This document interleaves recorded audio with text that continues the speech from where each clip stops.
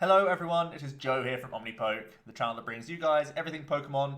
Today it's time for another team up deck. This time it's Daddy Charizard's turn to get a profile, so let's jump straight into it. Why on earth are we trying to play a Stage 2 Pokemon that's a non-GX in this game?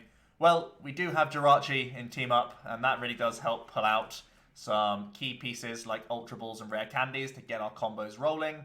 And we have Alolan Vulpix and Ninetales, which can give us extra beacons.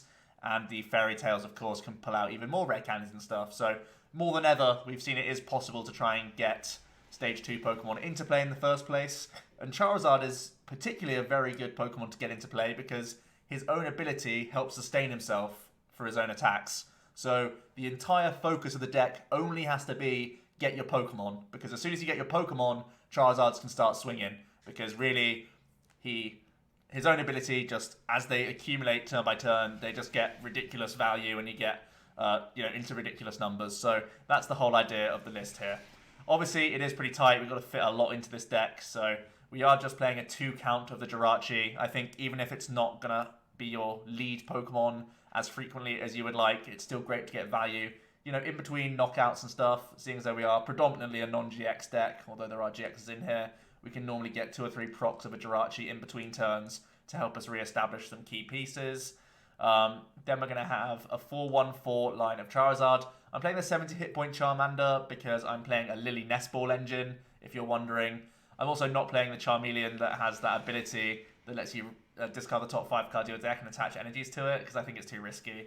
But we are just playing the 4 new Charizard. It has 150 hit points and this awesome ability that allows you to put 2 damage counters on him once per turn, and then you get to go ahead and search your deck for 2 fires and attach them straight to him. So the most notable thing here is that it's a once per turn and not just when you evolve him. That means that's pretty much why we have the only focus of getting lots of Charizards into play, because every single turn they can be repowering themselves up. So that's the whole idea. If we get 2 out, 1 can be swinging, 1's in the back, hopefully charging up, forcing Guzmas from the opponent to deal with, a 130 hit point non-GX, which isn't that easy a lot of the time. So that's not, pretty reasonable. And his damage output is the biggest selling point here. If we do the requisite 2 fire energy, so essentially it does 50 times the amount of fire that we discard from Charizard plus 30 base. So just with his own ability, that's 130, knocking out other non-GXs a lot of the time. If we manually attach on top of that, that gets us to 180. We have choice bands in here to get to 210. And of course, there are those situations where a Charizard's been on the board for a turn, done that ability, and then you do it again, and you get the full value twice, and then you're, one-shotting everything. So Charizard does become a huge threat if he's not gusted up from the bench, and, people can't always do that every turn. So that's pretty awesome. The whole idea, get as many Zards into play as possible, because their own abilities will just create the presence and create all the damage for ourselves. So from there, 2-2 Alolan Ninetales. The beacon is obviously great help for us to start finding these pieces. And we also have the 2 Alolan Ninetales to try and grab rare candies, specifically to get into our Zards as much as possible. 1 Ditto Prism. Obviously, we play Charmeleon and the Ninetales, so it makes sense. And I keep saying that there's a direct correlation between your win rate and the amount of Zards you get into play. So we just want to have an extra potential Charmander to try and get more Charizards. And then we're going to play 1 Tapu Lele GX. I think even though we're not playing Elm, I think having the odds to search out a Lillie is still important. And if we're already playing Ninetales as a GX, we may as well play Lele as well, just to increase our odds. Onto the items and stuff. I'm going to play 1 copy of Rescue Stretcher to try and recover some Pokemon, as well as 1 copy of Energy Recycler to recover some energy cards. Obviously, Charizard discards from himself, so making sure that we have enough energy throughout the game is going to be really important. Recycler can help us do that. 4 copies of Nest Ball, obviously, to fit the Lillie Nest Ball engine. And 4 copies of Ultra to help get out our Zards. 4 Rare Candies, again, for the Zards. 2 Escape Boards, really nice in retreating into things like Alolan Vulpix or into Jirachi. And obviously, the Jirachi itself love to have an Escape Board on them. Only 2 copies of Choice Band. I think the list is very tight. And those situations where a Zard sticks on the board and is able to proc his ability twice just means that the Choice Band only really needs to be a 2 count in my opinion. I'm playing 1 additional stadium in the Brooklet Hill, just for some stadium bouncing. I think the war is really important at the moment in the game, and I'm a little bit worried about just playing 1 stadium, so I wanted to add the Brooklet. Obviously, there's synergy there with the Vulpix, which is usually a really nice thing to have in the early turns. And I'm going to play one copy of the Heat Factory Prism Star.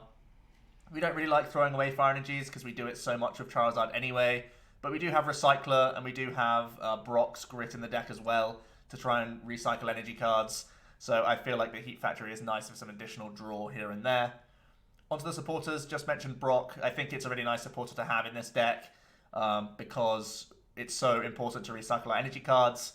I think it's better than just playing a 12th energy. I think it's also going to help us get Pokemon. Makes us a little bit less reliant on that stretcher. We can use it for just like one target to get an immediate Charmander on the board and feel a lot better about ourselves because we have these Brocks to fall back on. And then the usual stuff, 3 Guzma, 4 Lillie, and 4 Cynthia. I feel like if we play an Elm build, we won't be drawing enough cards a lot of the time, so I prefer having Lillie, making sure that we can get into Charizards and getting into our Alolan Ninetales for all sorts of things. Yes, there's a risk that we can whiff on a few basics here and there, but I think it's less likely now that we can escape board into Jirachi and look for even more nest balls in the early turn. So we have, you know, like the 6 cards that we oftentimes draw from Lillie, and then we have, you know, the nest balls that we find there, as well as the Jirachi that can find potentially an extra nest ball. Like the Lillie nest ball engine gets way less risky now that we can dig, you know, potentially a further 5 cards into the deck with the help of that Jirachi. So that's why I want to play this build and make sure that we're not just set up for turn 1, but that we're set up for the following turns, because we need to get more than one Charizard into play if we really want to be swinging, especially against GX-based builds. Onto the energy, I'm playing 11. I think with the Brock and the Recycler, that's going to be plenty. But yeah, we just need to have enough to still draw into, as well as have in the deck for our Charizards most of the time. So there is the full list. Take a screenshot now if you want to. It's also in the description as always. Onto the tech options. Now, there's a couple directions I thought about making my Charizard deck, to be honest. I saw Rare Candy had a build that was playing 4 Elm and then played Pidgeotto to solve the issue of dead draw. And in that build, you get to play all non-GXs, and then Shrine opens up, which is a pretty cool concept. I think because your early Elm will have to focus on the Charizards anyway, that you'd only ever get like 1 Pidgeotto out on turn 2, and you're probably not drawing many cards then, and it's going to be really awkward for you. So I personally prefer my build, but I do know that going down a non-GX line like completely obviously has its benefits. The other thing I thought of was playing Magcargo GX and Magcargo for Smooth Over with more synergy pieces. Like if we're already playing a 4 Lillie build, we could try incorporating like a few Ericas in here as well to have that Smooth Over combo with our Magcargo that can usually, you know, help us drawing cards. I'm essentially thinking the Magcargo could come in for the Ninetales, and then you could also cut the choice bands, and you could then play Crushing Charge for additional attachments for extra energy cards and damage.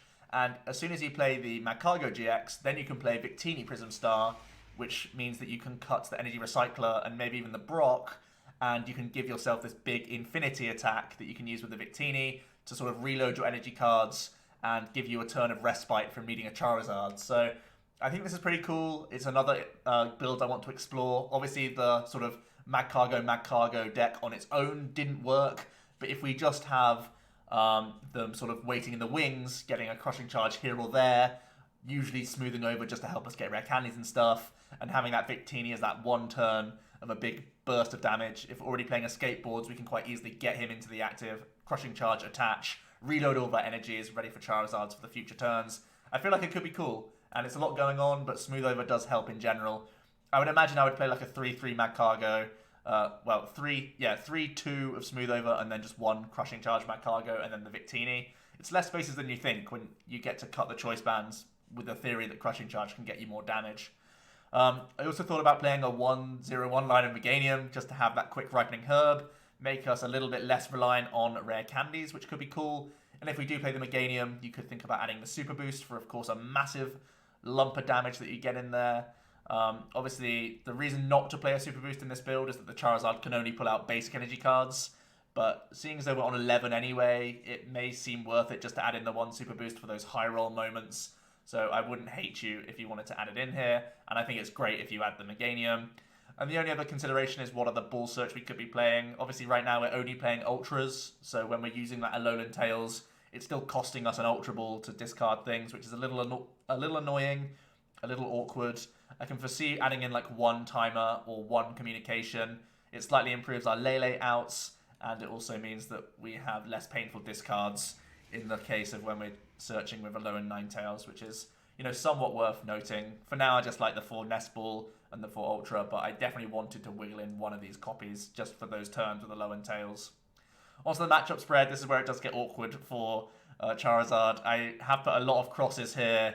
I feel like it's very weak in non-GX matchups. I think it's just very slow, and especially my build is playing GXs as well as non-GXs, so it should just be toast against other non-GX builds. So every one of them here are all non-GXs. I think also just things like Ultra Necrozma, even though they pretty much only have like Giratina and Lunala Prism Star, they always have that Sky Scorching Light that they can use to knock out like a Jirachi and a Vulpix or like a Charmander or something, especially if they use the Giratina to set them up.